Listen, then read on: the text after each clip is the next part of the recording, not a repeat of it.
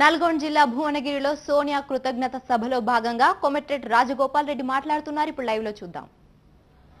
సోనియా గాంధీ గారికి కృతజ్ఞతలు తెలియజేసే సందర్భంగా ఏర్పాటు చేసిన సభకు అధ్యక్షత వహిస్తున్న సోదరుడు మాజీ మున్సిపల్ చైర్మన్ భరత్ జహాంగీర్ గారికి, నా తొలిపల పార్లమెంట్ సభ్యులు గత 5 సంవత్సరాలుగా నిర్విరామంగా తెలంగాణ కోసం కృషి చేసిన మబి యాష్కి అన్నగారికి, అంజన్ కుమార్ యాదవ్ అన్నగారికి, సురేష్ శెట్కర్ అన్నగారికి, వేదిక అలంకరించిన కాంగ్రెస్ పార్టీ నాయకులు, తండ్రి లాంటి వాళ్ళు, పెద్దలు, నా తోటి సోదరులు కాంగ్రెస్ పార్టీ నాయకులు, ఈ సమావేశానికి వచ్చేసిన భువనగిరి పార్లమెంట్ నియోజకవర్గం నుంచి కార్యకర్తలకు, ప్రతి తెలంగాణ బిడ్డకు నా పాదాభివందనాలు, నా ఉద్యమాభివందనాలు అని చెప్పేసి కూడా ఈ సందర్భంగా తెలియజేస్తున్నాను. ఇది మనసులో చెప్తామంట. ఎందుకంటే ఈ సభ సక్సెస్ అయిందంటే ఒక్క రాజగోపాల్ రెడ్డి గారు, ఇక్కడికి వచ్చిన ప్రతి వ్యక్తి ప్రేమతోటి ఇది కావాలని కోరుకుంటున్నారు కాబట్టి ఈ సభ సక్సెస్ అయింది. భువనగిరి చరిత్రలో ఇంత పెద్ద ఎత్తున జనం తరలడం, అందులో ప్రతి ఒక్కరు కూడా తెలంగాణ బిడ్డ సోనియా గాంధీకి మనం రుణపడి ఉన్నాం.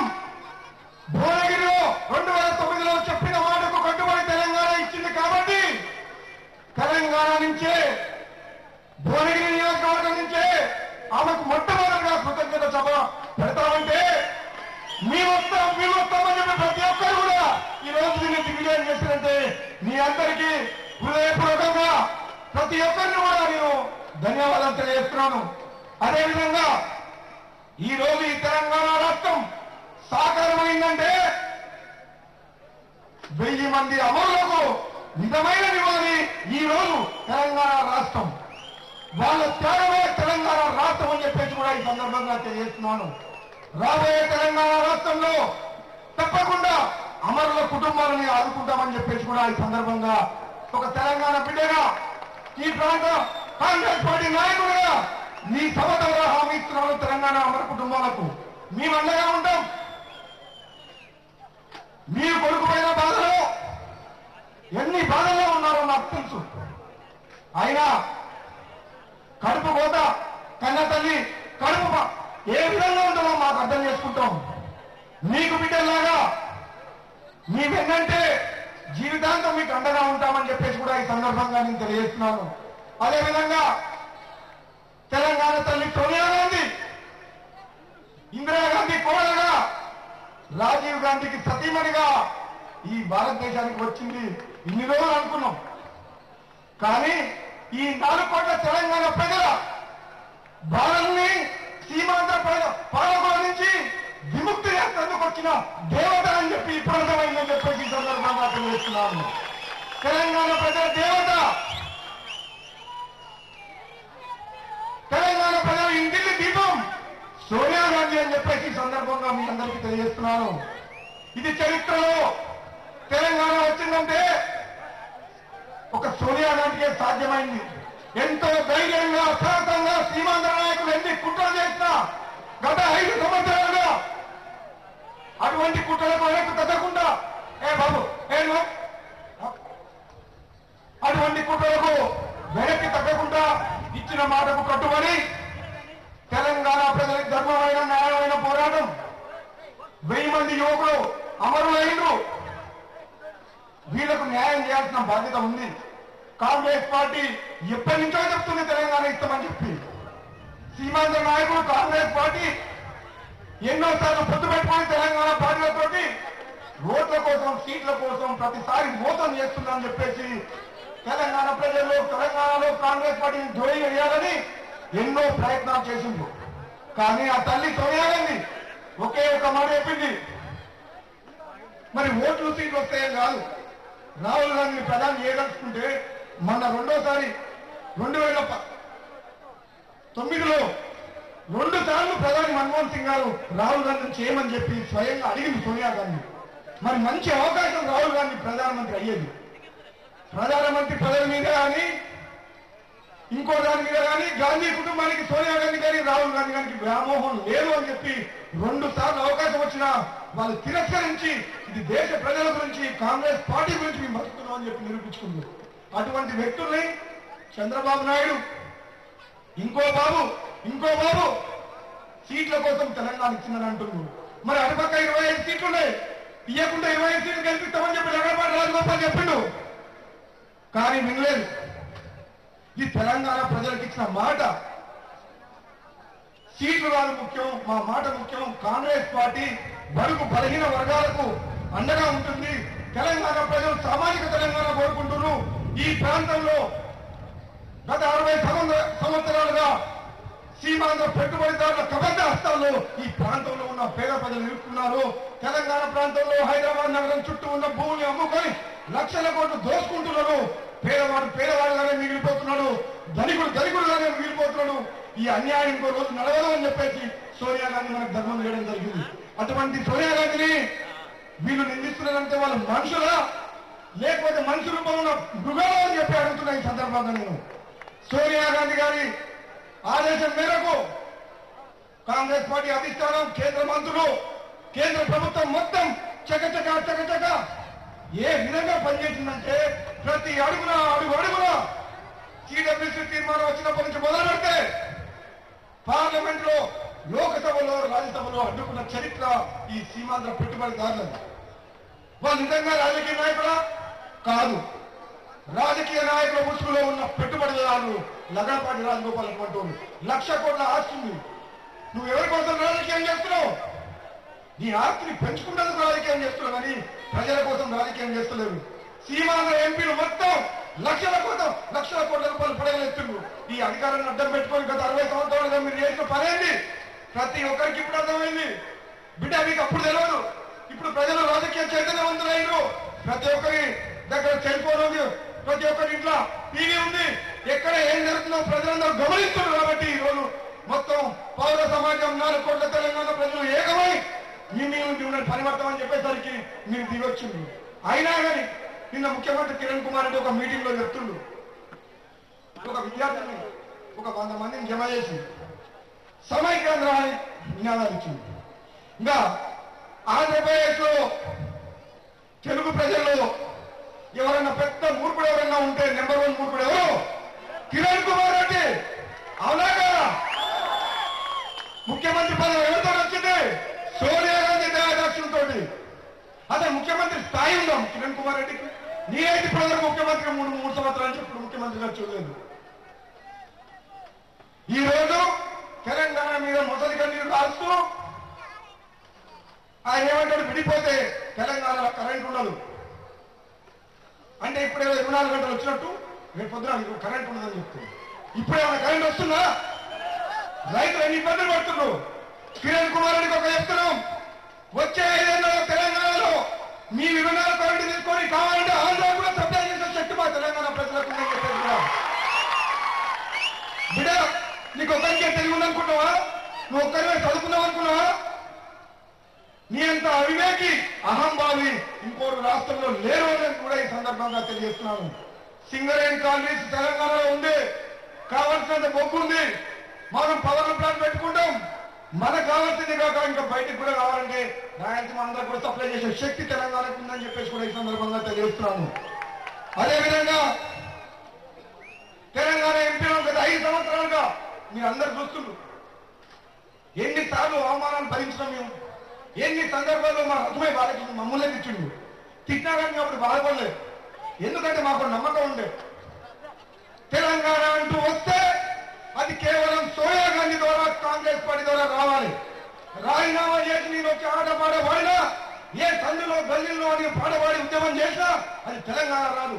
ఒక ఎంపీగా మీరిచ్చిన ఆయుధాన్ని మీ తెలంగాణ కాంగ్రెస్ పార్టీ ఎంపీలందరూ ఒక ఆయుధంగా భావించి దాన్ని పార్లమెంటులో కేంద్రం మీద, అధిష్టానం మీద పార్లమెంట్ లో నిలదీసి తెలంగాణ రాష్ట్రం తీసుకొచ్చినాం. కానీ ఆ సందర్భంలో ఎన్ని అవమానాలు భరించినాం, మేము భరించినాం. తెలుసు తెలంగాణ కోసం భరించినాం, పదవి కోసం కాదు. మాకు ఎంపీ పదవి ముఖ్యం కాదు. మాకు ప్రజలు ముఖ్యం. మీకు తెలుసు సోదరుడు వెంకటరెడ్డి గారు, కోమటిరెడ్డి వెంకటరెడ్డి గారు ఒకే ఒక మాట చెప్పిండు, ఒకటే ఒక మాట అన్నాడు, విద్యార్థులు ఆత్మహత్య చేసుకుంటున్నారు మన నల్గొండ జిల్లాలో. శ్రీకాంతాచారి కిరోసిన్ పోసుకొని చనిపోతే మనకు నిద్ర పట్టలేదు. మన కొడుకు, మన కుటుంబ సభ్యుడు మన కళ్ళ ముందర కిరోసిన్ పోసుకొని వచ్చింది మోత్కుడు పొచ్చాడు శ్రీకాంత్ రెడ్డి. మీరిద్దరు మాట్లాడుతున్నాడు, ఒకటే మాట్లాడాడు, ఈ కిరణ్ కుమార్ రెడ్డి ముఖ్యమంత్రి దగ్గర పనిచేయడం నా దౌర్భాగ్యం.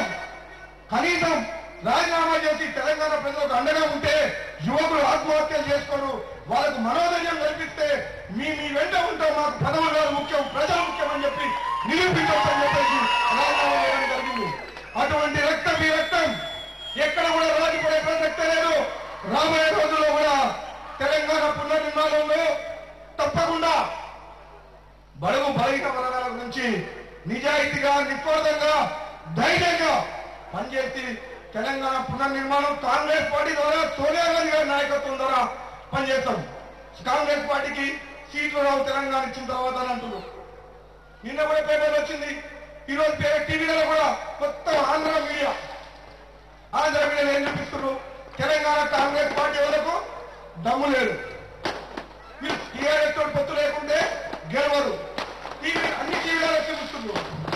అరే బిడ్డ, మీకు 24 గంటల ముందు అనుకుంటే కింద పెద్ద జరప జరిగింది భువనగిరిలో, ఒక వారం ముందు అనుకుంటే మొత్తం హైదరాబాద్ లో 10 లక్షల 50 మంది తీసుకొచ్చే కేవలం 24 గంటలు అనుకుంటేనే ఇంతమంది వచ్చి భువనగిరిలో ఒక్క వారం రోజులు టైం ఇవ్వండి, మన 17 రోజులు హైదరాబాద్ మొత్తం నింపేద్దాం తెలంగాణ ప్రజానికాన్ని. ఆ చట్టం మనకుంది. కాంగ్రెస్ పార్టీ నాయకులు, కార్యకర్తలు బలహీనులు కాదు, మీ పార్టీలో కొద్ది మంది కాబట్టి ఉన్నోళ్ళందరూ రోడ్డు మీద తీసుకొస్తున్నాం. మా పార్టీలో కొన్ని కోట్ల మంది మరి అందరూ రోడ్డు మీద తీసుకెళ్ళమంటారా? మరి మా కాంగ్రెస్ పార్టీలో ఏకమైన ఉన్నట్లు కాదు, ఉన్నోళ్ళందరూ మీరు రోడ్డు మీద తీసుకొచ్చి ప్రజలు చేపిస్తారు. అది కాదు, మాకు శక్తి ఉంది, మేము అవసరమైనప్పుడే చూపిస్తాం. కాంగ్రెస్ పార్టీ ఒక మహాసముద్రం, 125 ఏళ్ల చరిత్ర ఒక పార్టీ కాంగ్రెస్ పార్టీ. కాంగ్రెస్ పార్టీకి చావు లేదు, దీన్ని ఎవరు తక్కువ అంచనా వేయాల్సిన అవసరం లేదు. ఎంతమంది వస్తుంటారు పోతుంటారు, మా అంజన్ కుమార్ చెప్పినట్టు కాంగ్రెస్ పార్టీకి చావు లేదు. కాంగ్రెస్ పార్టీ సీట్ల గురించో ఓట్ల గురించో పనిచేయదు. ఈ దేశ సమగ్రత గురించి, దేశ ప్రజల గురించి ఎప్పుడు ఏ నిర్ణయం తీసుకోవాలో తీసుకొని ఈ దేశ భవిష్యత్తు గురించి, ప్రజల గురించి పనిచేస్తుందని చెప్పి ఈ సందర్భంగా తెలియజేస్తున్నాము. అదేవిధంగా సోనియా గాంధీ గారు తప్పకుండా 2009లో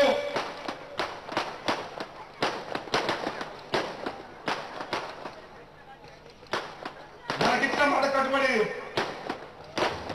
తెలంగాణ ఇచ్చినందుకు నల్లగొండ జిల్లా భువనగిరి జిల్లా నుంచి అందరికీ కూడా ఆమెకు ఇది రాజగోపాల్ రెడ్డి కార్యక్రమం కాదు, మధ్యవర్తి కాదు, అంజన్ కుమార్ కాదు, ఏ ఒక్కటి కాదు.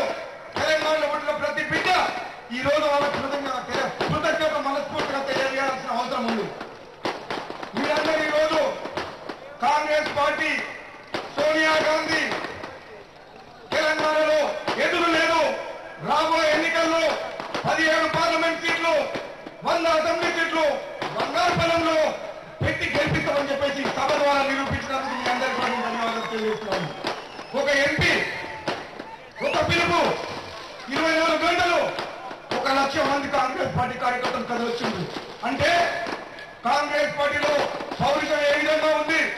సోనియా గాంధీ చేసిన ఈ త్యాగాన్ని, సోనియా గాంధీ చూపించిన ఈ నిర్ణయాన్ని తెలంగాణ ప్రజలు ప్రతి గ్రామంలో ప్రతి ఒక్కరు కూడా ఈరోజు సోనియా గాంధీ ద్వారానే, కాంగ్రెస్ పార్టీ ద్వారానే తెలంగాణ వస్తుందని విశ్వసిస్తున్నారు.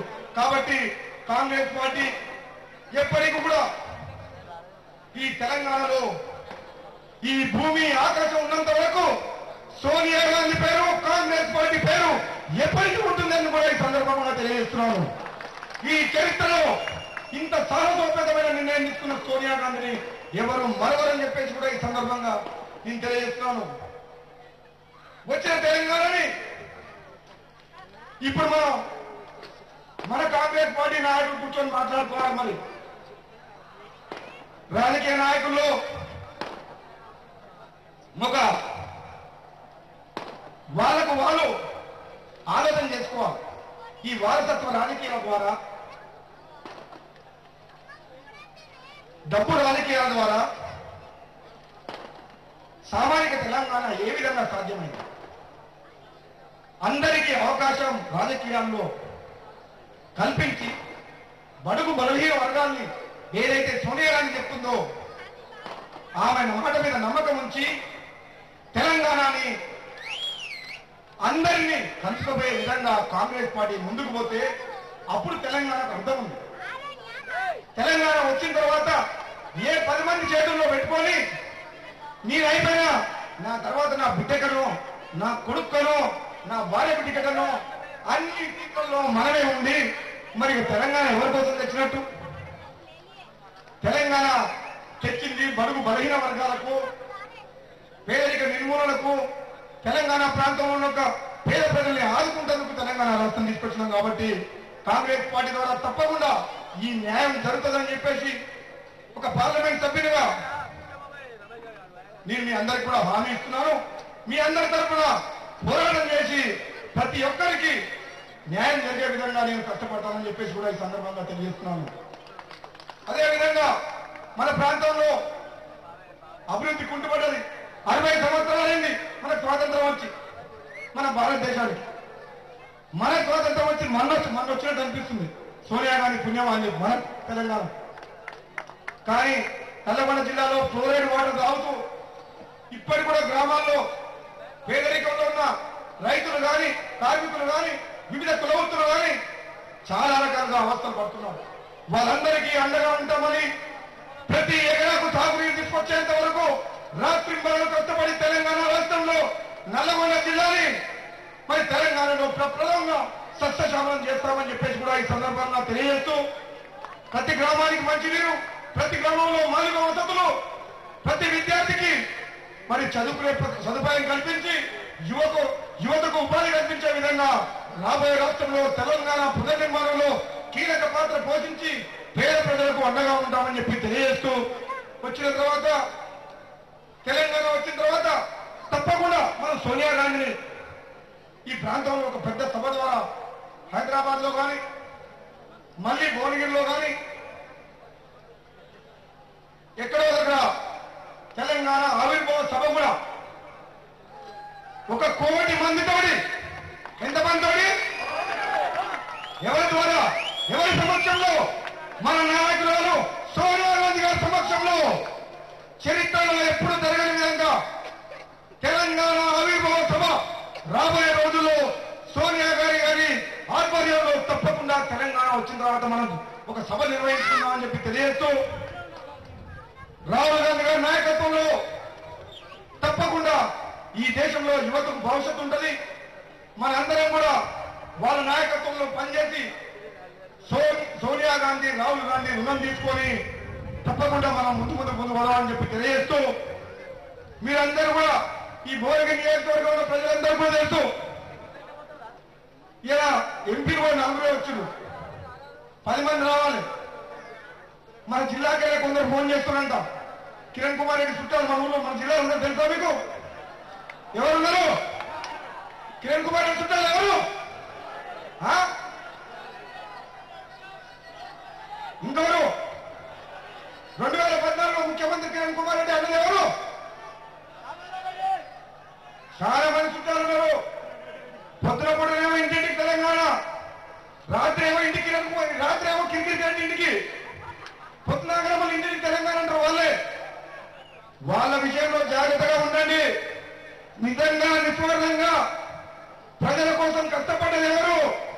తెలంగాణ కోసం త్యాగం చేసింది ఎవరు? ఎన్ని ఇబ్బందులు ఏమైనా తెలంగాణ సాధన కృషి చేసింది ఎవరు? మీ అందరికీ తెలుసు. మనకు భగవంతుడు ఏది ఇస్తే మన మనసులో ఏది రాసి పెడితే అవుతుంది. మేము పదవుల కోసం కానీ ఇంకో కోసం కానీ రాజీ పడే ప్రసక్తి లేదు. ఈ గొంతులో ప్రాణం ఉన్నంత వరకు ఈ సభ సాక్షిగా చెప్తున్నాం. నల్లగొండ జిల్లా భువనగిరి పార్లమెంట్ నియోజకవర్గ ప్రజలకు ఎప్పుడు నా ప్రాణం అడ్డ వేసినా సరే వాళ్ళని కాపాడుకుంటాను, వాళ్ళ కోసం పనిచేస్తాను తప్పితే నేను ఇంకొకరికి రాజీ పడే ఉన్నాం. నాయకత్వం లక్ష్యం ఉన్నాం. నాయకుడుగా ఒకే ఒక లక్షణం ఉండాలి, మానవతా దృక్పథంతో పనిచేయాలి.